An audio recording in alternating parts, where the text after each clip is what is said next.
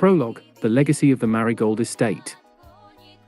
A long time ago, in the heart of the ancient pirate empire of Tortuga, during the legendary rule of the sexy Canadian and his fearsome dread fleet that dominated the high seas, there existed a tranquil family estate known as the Marigold Estate.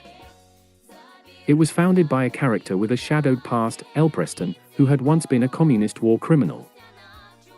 He had embarked on a journey to find a peaceful refuge within Tortuga after secretly withdrawing a substantial sum of 300,000 gold coins from the UBSR Bank. Desiring a peaceful sanctuary where he could leave his turbulent past behind, Elpreston eventually settled in the quiet and serene town of Vol.1. It was in this town that he discovered a new purpose in life and chose to adopt 2 children into his family. Madsos, hailing from the notorious Sakeden, and Teslaf, a child born under the banner of Loria, were welcomed into Elpreston's loving care. In Vol.1, he saw the opportunity to create a new life for his family, one that would allow him to freely exploit child labor and cultivate a lucrative XP cactus farm. All far from the watchful gaze of the authorities.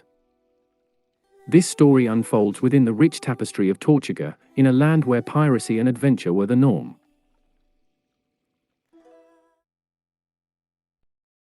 Chapter 1: Sorenberg's Struggle for Autonomy. Within the serene expanse of Marigold Estate, nestled adjacent but distinct from the rest, lay the vibrant city of Sorenberg. While not officially a part of Marigold Estate, Sorenberg was a thriving substate governed by Loria. Despite its formal ties to Loria, Sorenberg was anything but conventional.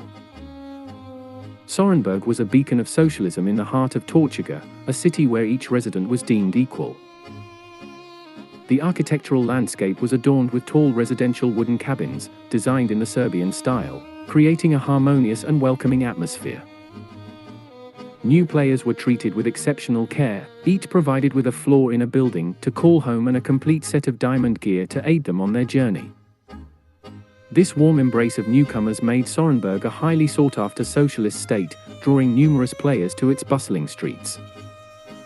As the city grew, so did the diversity of its inhabitants. Within the collective embrace of socialism, there were those who yearned for more autonomy and resented the governance of Tortuga. Disagreements began to simmer, voices grew louder, and tensions escalated. One fateful day, the Sorenberg governor Poker, driven by a desire for socialism and weary of the oppressive military dictatorship enforced by Tortuga, rose in rebellion. The demand was clear: a reformation of the existing order, a plea for more control over their destiny. With newly fortified defenses, Sorenberg sought to assert its newfound identity. Yet, their efforts to break free from the iron grasp of Tortuga were short-lived. The rebellion was quickly cancelled. The Luju, in fear of the Tortugans, the governor exiled for daring to defy the status quo. The battle for autonomy and the right to shape their own future had only just begun, and the fate of Sorenberg remained uncertain.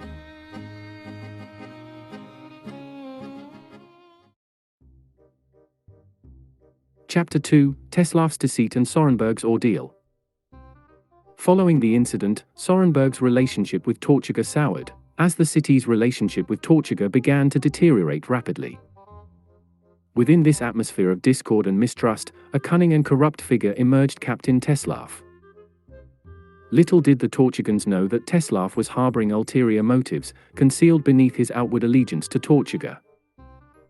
His secret agenda was to betray the pirate empire in favor of their ancient rival, Akrasia, and thereby claim the entire region of Taylor for himself. In his pursuit of power and control, he hatched a nefarious plot, unknown to those around him. To solidify his devious alliance with Akrasia, Teslaf struck a deal with his sister, Madsos. The terms of their agreement were simple: Teslaf would turn a blind eye to the raids and pillage of the city of Inasta by the ruthless inhabitants of Sakeden. In return, Madsos would reward him with more land, adding to his growing domain. As Teslaf plotted his treacherous course, he seized the opportunity to weaken Sorenberg.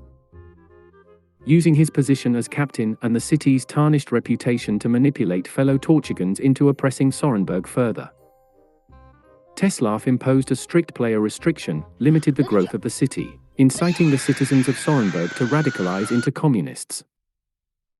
To fund his sinister schemes, Teslav made a daring move, selling his land in High Hermitage to the peaceful Cube monks. Unbeknownst to the monks, Teslav's intentions were far from peaceful. He intended to reclaim the land from these unsuspecting and defenseless monks once his plans were set in motion. As Teslav's web of deceit and betrayal expanded, Sorenberg's trials were far from over. The city's fate remained uncertain, and its people found themselves pawns in a dangerous game orchestrated by the very captain who should have protected them. Chapter 3: The Ice Highways. Amidst the tumultuous backdrop of Sorenberg's struggles, one resident, Ludziu, tirelessly worked on a project that he believed could bring prosperity to his beloved town. He devoted his efforts to building ice highways, a visionary idea that could raise much-needed funds for the community. Ludziu's unwavering dedication eventually earned him a prestigious position within the esteemed Haven Ice Highway Guild. Ludziu was not content with simply constructing these ice highways. He saw an opportunity to extend this innovation to Tortuga itself. His proposal to build an ice highway for Tortuga found support from none other than the sexy Canadian, a figure of immense influence within the empire. The sexy Canadian pledged a generous $150,000 in funding for the project, an investment that held the promise of transforming transportation within Tortuga. Furthermore, even Lauria joined the venture, offering $30,000 to the agency for a station, recognizing the value of such a development. With this financial backing, Ludziu initiated the construction of the highway.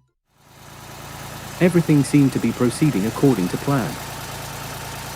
Trade agreements were established with the Sake Den, and Ludziu secured mining haste brews to fuel the construction efforts. The project was off to a promising start. However, an unexpected twist disrupted the trajectory of the ice highway's progress.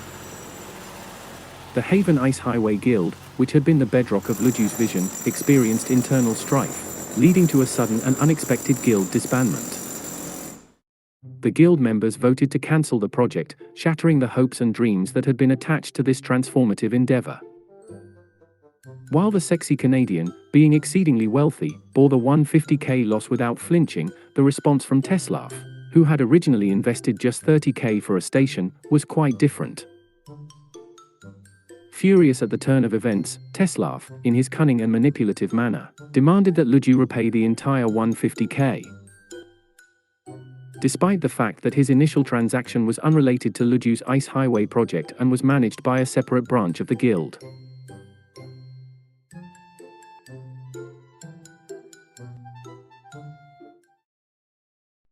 Chapter 4: The Clash.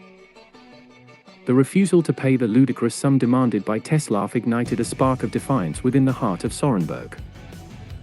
The prospect of being oppressed and extorted was a line they could not bear to cross. The people of Sorenberg, united by their common cause, banded together and prepared for a confrontation they knew was inevitable. Sorenberg's response to this mounting threat was to construct bunkers, a visible symbol of their readiness to defend their principles and fight for their autonomy. The city braced itself for what lay ahead, their resolve unwavering. Teslav, known for his conniving ways, found himself ill-prepared for the looming conflict. He had advanced his schemes, but the time for war was approaching faster than he had anticipated. In his desperation, he leveraged his position as captain and called in a favor, one that would bring Madsos into the fray. Madsos, Teslav's sister, agreed to intervene in the situation, spurred on by the prospect of gaining favor in the eyes of the renowned pirate lord, the sexy Canadian. In her calculation, supporting her brother and defending Tortuga from the Sorenberg rebellion might earn her valuable points, and influence within the hierarchy of the pirate empire. The stage was set, and the bunkers were stocked. The clash between Sake Den and Sorenberg loomed on the horizon.